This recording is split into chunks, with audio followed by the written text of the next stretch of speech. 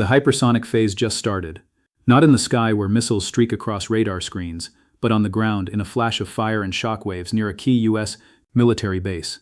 A massive explosion has just been reported. And while the details are still unclear, one thing is certain: this is not an isolated event. This is a signal, a warning shot in a system already under pressure. Because in today's world, a single explosion is never just about the blast. It's about what it represents, who sent it, why now, and what comes next. Think about this. A device that costs thousands, maybe tens of thousands, can strike at infrastructure worth billions. A localized event, triggering global reactions. That's the David versus Goliath reality of modern conflict. Small inputs, massive consequences. And that's why this matters. Because when a key US base becomes a target, even indirectly, it signals a shift. Not necessarily full-scale war, but escalation. Strategic escalation. The kind that moves quietly at first, then accelerates. Now let's go deeper. US military bases are not just operational hubs. They are symbols of power, of presence, of control. They project influence across regions, and when those symbols are challenged, it sends a message. Not just to one country, but to the entire system. Now consider the cost structure. Maintaining a single overseas base can cost billions annually. Infrastructure, personnel, equipment, logistics, and yet, disrupting that base can require far less. A drone, a missile, an improvised explosive device. This is the imbalance. High-cost systems facing low-cost threats. And in that imbalance lies vulnerability. Because no matter how advanced a system is, it cannot eliminate all risk. And each incident exposes that risk further. Now let's connect this to geopolitics. Key US bases are positioned in regions of strategic importance. Energy corridors, trade routes, conflict zones. This means any disruption is not just local, it has global implications. Because these regions are already sensitive, already under pressure. And now, another layer of instability has been added. Now look at the timing. Moments like this rarely happen in isolation. They occur within a broader context.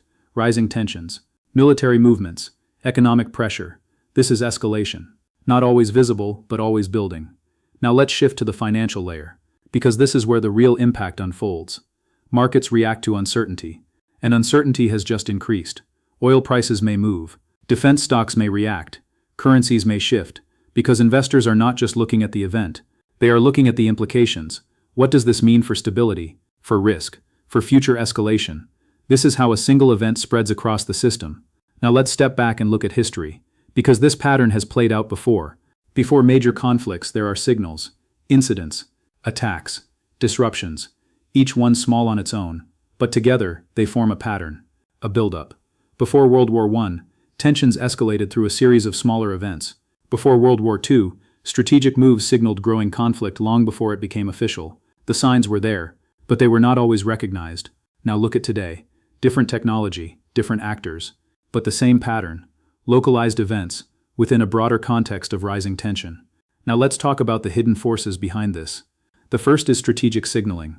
Not all actions are meant to cause immediate damage. Some are meant to send a message, to test responses, to measure reaction times. This is part of modern conflict. The second is asymmetry. Low-cost tools challenging high-cost systems. This changes the balance, because it allows smaller actors to create larger effects. The third is financial pressure. Every incident increases uncertainty. And uncertainty affects markets, energy, trade, investment. This creates a feedback loop. Now combine these forces, strategic signaling, technological asymmetry, financial impact, and you get escalation. Gradual, then sudden. Now let's look forward. In the next 24 to 72 hours, more information will emerge. Details about the explosion, possible responses, statements from officials. Markets will react accordingly. Volatility may increase. Because uncertainty is high. But the deeper shift will continue. Because this is not just about one event. It is about a pattern. And patterns drive outcomes. In the longer term, the implications are significant.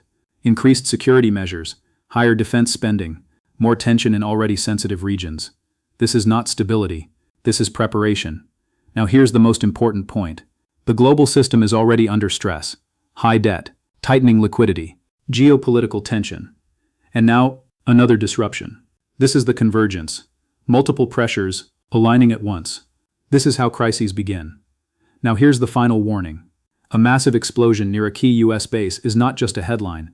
It is a signal that the system is entering a more dangerous phase, where small events carry larger consequences. where escalation is no longer theoretical, but active. History shows us what happens next. Periods of rising tension often lead to larger shifts, economic disruptions, political realignments, sometimes even broader conflict. The system doesn't break immediately, it destabilizes, then it shifts, then it resets. The only question is this: are we witnessing an isolated incident, or the early stages of a chain reaction that could redefine global power, financial systems, and stability itself?